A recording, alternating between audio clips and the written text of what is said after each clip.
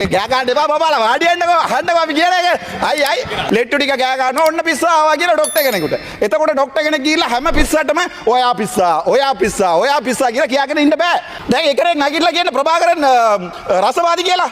නෑනේ ඉස්සරහත් නෑ පිටපස්සෙත් නෑ. උන්න එනවා බික්කොච්ච අයියා. අපිට කියන්නේ ප්‍රභාකරන් රසවාදී කියලා. එයාටත් කියන්න බැරුව ඉන්නේ. මොකද දකුණේ හැමෝම දන්නවා ජනාධිපති මහින්ද රාජපක්ෂගේ පුතාලා තමයි දැන් මේ කන්ටේනර් පන්නන්නේ කියලා. අපේ එම්පීලා ඉන්නවා සමහරු ගිහිල්ලා ටැප් එක ඇරිනවා.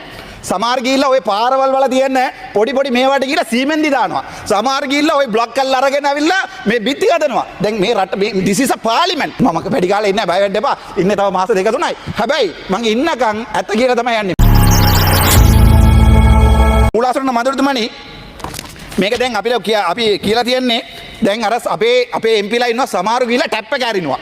සමහර ගිහිල්ලා ওই පාරවල් වල තියෙන පොඩි මේවට ගිහිල්ලා සීමෙන්දි දානවා. සමහර ගිහිල්ලා ওই බ්ලොක් කරලා අරගෙන අවිල්ලා මේ බිත්ති හදනවා. දැන් මේ රට this is a parliament. දැන් මම අපිත් හොස්පිටල් යනවානේ. එතකොට දැන් අපි සයිකියාට්‍රික් වෝඩ් එකට ගියාම ලෙට්ටු ටික ගෑ ගන්නවා ඕන්න පිස්සා ආවා කියලා ડોක්ටර් කෙනෙකුට. එතකොට ડોක්ටර් කෙනෙක් ගිහිල්ලා හැම පිස්සටම ඔයා පිස්සා කියලා කියාගෙන ඉන්න බෑ. අපිට hina වෙලා යන්න වෙනවා. එහෙම නැත්නම් අපිට ලේඩක් වෙනවා. කරුණාකරලා දැනගන්න මේක පාර්ලිමේන්ත්. MP කියන්නේ සමහරවට තේරෙන්නේ නැතුව MP කියන්නේ මොකක්ද කියලා member of parliament. එතකොට MP කියන එක ඔය ගෞරවයක් තියෙනවා. සමහරව ඇවිල්ලා කියනවා නගිටලා පිස්සු ටිකක් මේ රටේ ඉන්න ගෑ ගන්න එපා බබාලා වාඩියන්නකෝ අහන්නකෝ අපි කියන එක.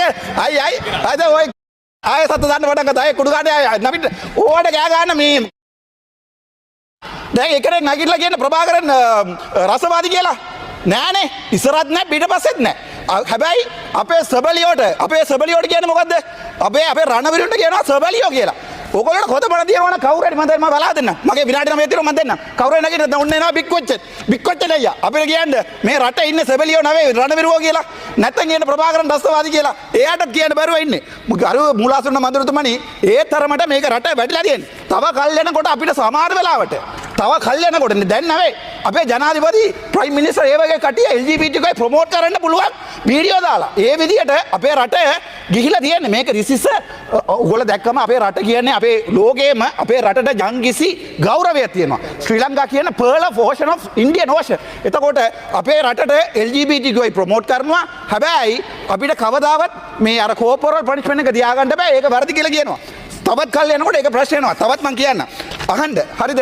දැන් අපි කියනවා අපි කිව්වා මෙච්චර කාලේ අපි බස් වල ගිහිල්ලා දේශපාලනයක් කරනවා කියලා. හොඳයි. අපි මේ ට්‍රේන් වල ගිහිල්ලා දැන් සමහර වීඩියෝ දැම්ම ට්‍රේන් වල අවිල බලන්න ඔය අපේ මේ මාධ්‍ය වල තියෙන ගේ එක තමුන් සමහරුට කාර් දෙකයි සමහරුට වාහන තුනයි. දැන් මේ තව 2000ක් ගෙන්නනවලු එම්පිලාට දෙන්න. අපි ආවේ මේ අපේ සල්ලි වලින් අපේ ඩයස්පොරා සල්ලි වලින් මම කිව්වා මගේ ID කාඩ් නම්බර එක 86යි 18යි 32යි 95යි මගේ ටෝටල් ඇසෙට් එක අද මං ගාව තියෙන ලක්ෂ 18යි.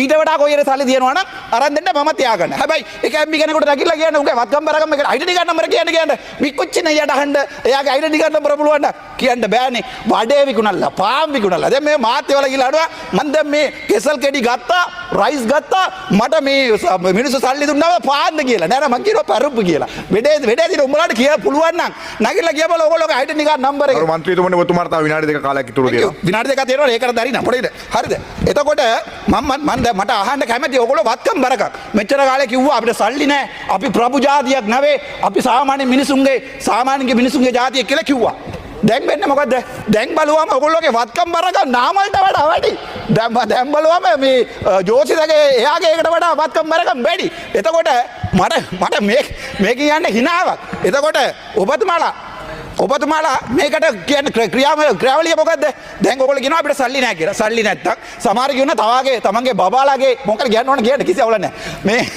තමන්ගේ බබාලාගේ පියුබර්ටි සෙරිමනි වලට මිනිස්සු ඇවිල්ලා සල්ලි දුන්නා හොඳලාට මට බබයක් නැහැ නැත්නම් මට කියන්න තිබ්බා මගේ බබාගේ පියුබර්ටි සෙරිමනි වලට තමයි මේක සල්ලි ආවේ කියලා ඒ නිසා මට කෙල්ලෙක් නැති හින්දා දැන් මේක වෙලා තියෙන්නේ මේකේ සමහර එම්පිලා ජනාධිපති මහින්ද රාජපක්ෂගේ පුතාලානේ ඉන්නේ දැන් විපක්ෂයකින් දැන් ඔයගේ ගියාම දකුණ හැමෝම දන්නවා ජනාධිපති මහින්ද රාජපක්ෂගේ පුතාලා තමයි දැන් මේ කන්ටේනර් පන්නන්න කියලා.